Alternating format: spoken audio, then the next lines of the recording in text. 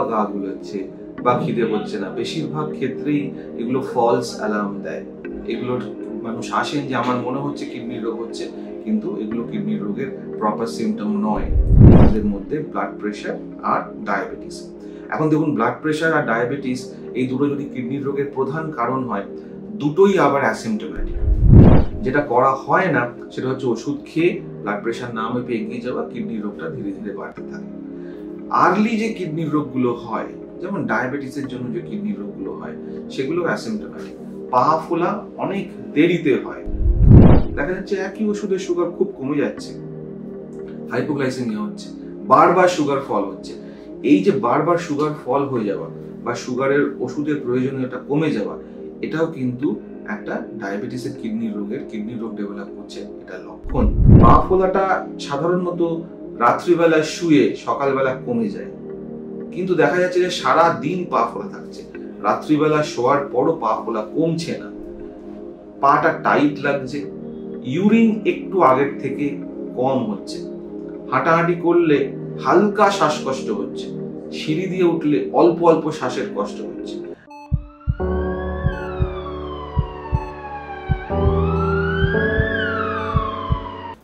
নমস্কার দর্শক বন্ধুরা, আমি doctor Rupal Sengupta, director nephrology and kidney transplantation, Fortis hospital Rashbehari, Fortis hospital Anandapur, এবং আমি কেপিসি হাসপাতালের বিভাগীয় প্রধান নেফ্রোলজি বিভাগের।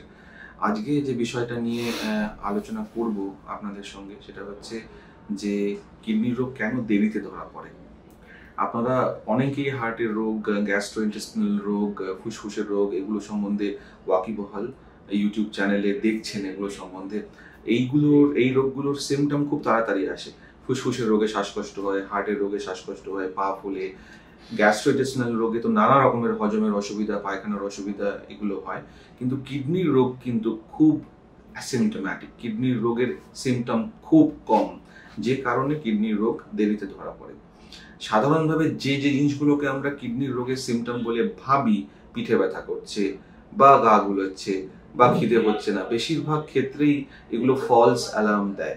এগুলোর মানুষ আসেন যে আমার মনে হচ্ছে কিডনির রোগ হচ্ছে, কিন্তু এগুলো কিডনির রোগের প্রপার সিমটম নয়। তাহলে কিডনির রোগ কেন দেরিতে ধরা পড়ে, কি জন্য কিডনির রোগের সিমটমগুলো মিস হয়ে যায়?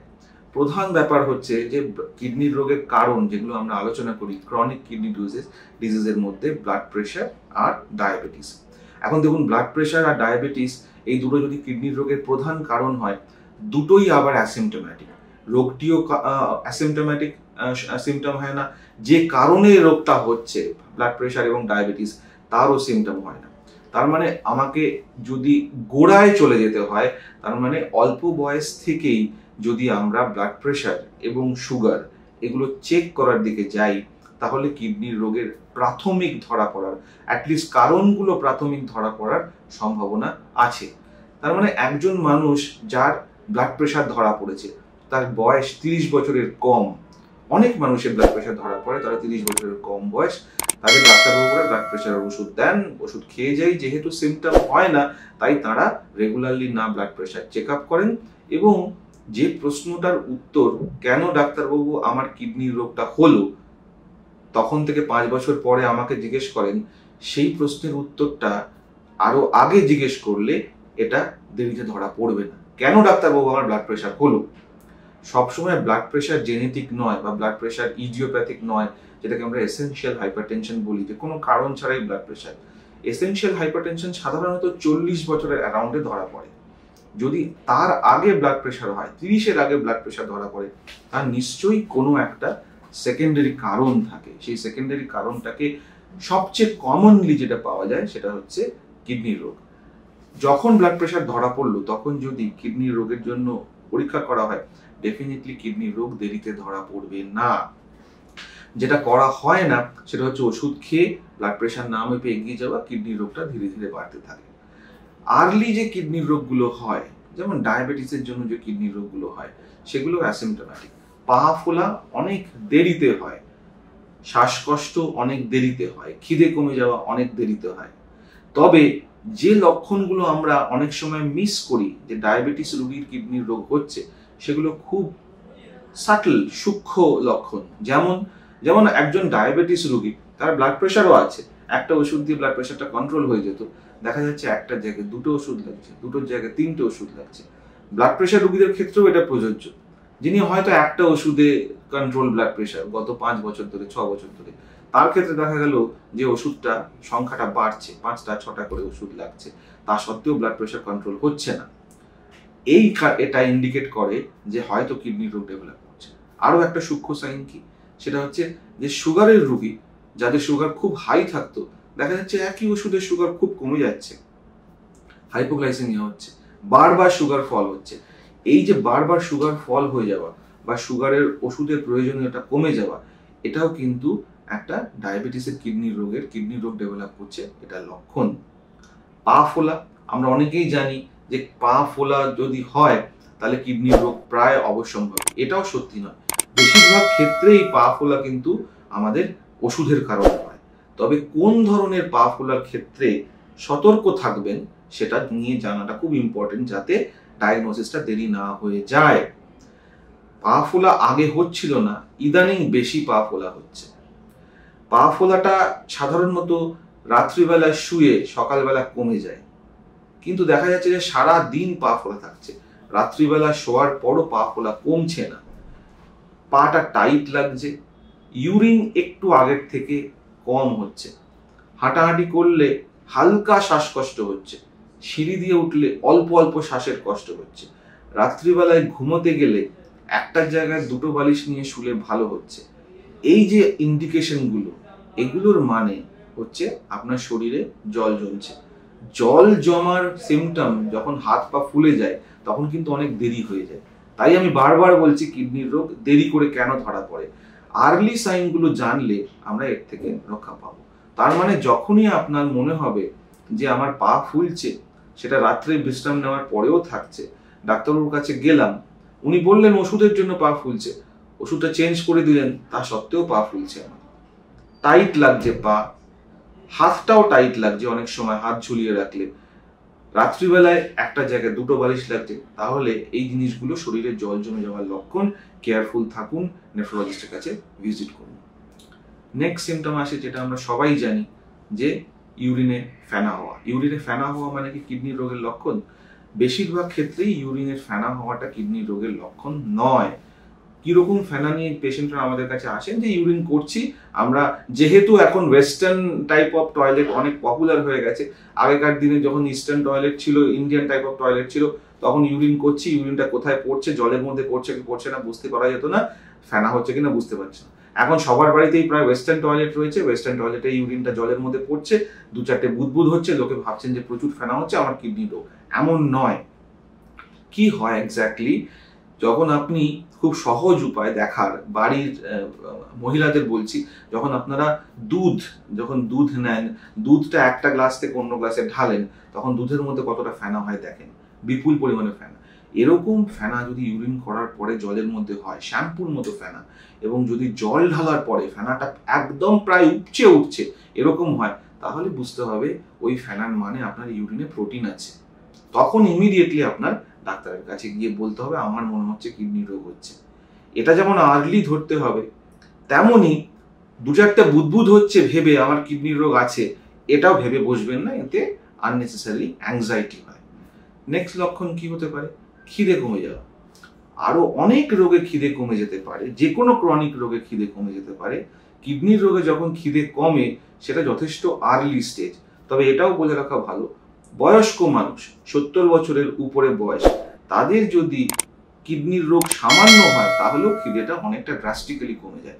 80 বছর বয়সের বেশি বয়স্ক মানুষ যারা আমাদের বাড়িতে আছেন, তাদের হঠাৎ করে খাওয়ার একটা অনীহা ডেভেলপ করেছে, একদম খেতে চাইছেন না, খাবারে অরুচি হয়েছে, এটা কিডনির রোগের ডেফিনিট লক্ষণ হতে পারে। এক্ষেত্রে বয়সজনিত কারণে ভেবে দেরি করবেন না, কিডনির পরীক্ষা করে নেওয়াটা বাঞ্ছনীয়। আর কি লক্ষণে আর্লি স্টেজে কিডনি ধরা পড়তে পারে? সেটা হচ্ছে রক্তাল্পতা। আমরা জানি যে মোটামুটি 16 থেকে 45 বছর বয়সের মহিলারা যাদের ঋতুস্রাব হয়, তাদের আয়রন ডেফিসিয়েন্সি থাকে, এবং আমাদের দেশে বেশিরভাগ মহিলার মধ্যেই রক্তাল্পতা থাকে। তার মানে সব রক্তাল্পতা এই বয়সের মহিলাদের যে ডিউ টু আয়রন ডেফিসিয়েন্সি তা নয়। রক্তাল্পতা কারেক্ট করা যায় না, পেশেন্ট যখন আমার কাছে আসেন, রুগীরা বলতে থাকেন আমার তো সেই 15 বছর বয়স থেকে রক্ত কম। 15 বছর বয়স থেকে রক্ত কমটা নর্মাল নয়। রক্তাল্পতা যেটা ঋতুস্রাবের কারণে হয়, ওটা আয়রন খেলে কারেক্ট হয়ে যায়। তা সত্ত্বেও রক্ত কমছে, এমন রক্ত কমে যাচ্ছে যে 2-4 বার হাসপাতালে গিয়ে রক্ত দিতেও হয়েছে বা ডাক্তার দেখাতে হয়েছে কেন রক্ত কম। এটা ডেফিনেটলি কিডনির রোগের একটা ইন্ডিকেটর। পুরুষ মানুষ যাদের রক্ত কম হচ্ছে, 30 থেকে 40 বছর বয়স, তার রক্ত কমে যাচ্ছে, কোনো কারণ নেই, স্টুলে রক্ত আসছে না, রক্ত কমে যাচ্ছে, ব্লাড প্রেশার হাই, রাত্রিবেলায় এই পা ফোলা অবশিষ্ট থাকছে, এই 2-4টে সিমটম মিলিয়ে যদি দেখি তাহলে কিডনির রোগ অবশ্যম্ভাবী। সব কিছু বলার পরও বারবার করে বলা যে বেশিরভাগ এই যে সিমটমগুলো আসছে, এই যে সিমটমগুলো আমরা অ্যানালাইসিস করলাম, বললাম, এই সিমটমগুলো কিন্তু 5 থেকে 10% পেশেন্টের মধ্যে আসে। তার মানে 90% পেশেন্টের মধ্যে এই ধরনের সিমটমও থাকবে না, বা এই ধরনের সিমটম যখন আসবে তখন রোগটা আর স্টেজ 1 বা স্টেজ 2 এ নেই, যেখানে আমরা রোগটাকে কন্ট্রোল করে অনেক দিন রাখতে পারি। স্টেজ 3 ক্রস করে গেলে চিকিৎসাটা আরো একটু কঠিন হয়ে যায়। স্টেজ 4 ক্রস করে গেলে তখন পেশেন্টরা ডায়ালিসিসের জন্য তৈরি হয়। এই ধরনের সিমটমগুলো সাধারণত কিন্তু এন্ড অফ স্টেজ 3, স্টেজ 4 এ এবং স্টেজ 5 এ আসতে শুরু করে। সেই ইয়াংই হোক আর বয়স্ক মানুষই হোক, পুরুষ মানুষই হোক আর মহিলাই হোক। তার মানে সিমটমের জন্য অপেক্ষা করা ভুল। আপনার যদি রিস্ক ফ্যাক্টর থাকে, তাহলে কি রিস্ক ফ্যাক্টর? প্রেশার, সুগার, বাড়ির কারোর যদি কিডনির রোগ থাকে, আপনার যদি কিডনি স্টোনের হিস্ট্রি থাকে, বারবার ইউরিনে ইনফেকশন হতে থাকে, এইগুলো রিস্ক ফ্যাক্টর। রিস্ক ফ্যাক্টর থাকলে প্রতি বছর সামান্য কিডনি টেস্ট করে সেটাকে ডিটেক্ট করা যায়। সেগুলো যদি আমরা না করি, যেহেতু আমাদের দেশে খুব একটা রুটিন হেলথ কেয়ারের প্রবণতা নেই, চেক আপের প্রবণতা নেই, কিডনির রোগ বেশিরভাগ ক্ষেত্রে দেরি করে ধরা পড়ে। ইট ইজ অ্যাসিমটোম্যাটিক, এটা কোনো সিমটম দেয় না। সুতরাং যখন আমার ক্রিয়েটিনিন 5 ডিটেক্টেড হলো, তখন আমার মনে হলো ডাক্তারবাবু আমার তো কোনো লক্ষণই নেই, তাহলে কি করে আমার রোগ হলো?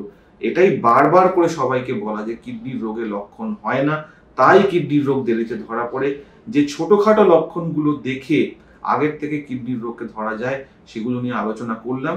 সেগুলো সম্বন্ধে দেখুন, নিজের ক্ষেত্রে দেখুন, পরিবারের অন্য মানুষের ক্ষেত্রে দেখুন, আশেপাশের মানুষ যাদের এই রিস্ক ফ্যাক্টরগুলো রয়েছে তাদেরকে সচেতন করুন। আমাদের দেশে এখন কিডনির রোগ একটা মহামারীর আকার নিচ্ছে। সবার মধ্যে সচেতনতা যদি না আসে, তাহলে আমরা আর্লি ডিটেকশন করতে পারবো না। আর আর্লি ডিটেকশন না করলে কিডনির রোগটাকে অ্যাডভান্স হওয়া থেকে প্রোটেক্ট করা যায় না। একবার স্টেজ 3 বা স্টেজ 4 এ চলে গেলে তখন ট্রিটমেন্টটা অতটা এফেক্টিভ নয়, যদি আপনার রোগটা স্টেজ 1 বা স্টেজ 2 তে ধরা না পড়ে। ভালো করে শুনুন, আবার শুনুন, নিজের পরিবারের সঙ্গে আলোচনা করুন। আমার মনে হয় এই যে আজকে মতামত আমরা বিনিময় করলাম আপনাদের উপকার করবে এবং সেটাকে কাজে লাগান। আজকের জন্য এখানেই রাখি। নমস্কার।